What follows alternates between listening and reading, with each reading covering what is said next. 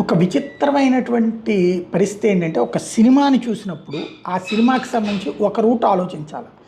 ఏంటది? మంచి. సినిమాలో చివరికి మంచి గెలుస్తుంది.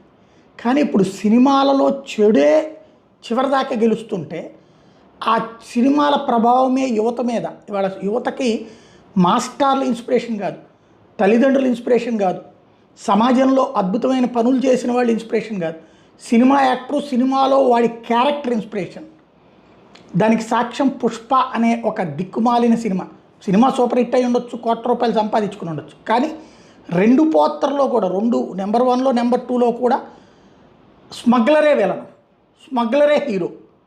స్మగ్లర్ని పట్టుకునే వాళ్ళు చేతకాని దద్దమ్మలు, వాళ్ళు విలన్లు. ఇలా చూపించిన ఇంపాక్టు, డైలాగుల ఇంపాక్టు ఎట్లాంటి స్టేజ్కి తెచ్చిందయ్యా అంటే, ఇవాళ దానికి రిధంతో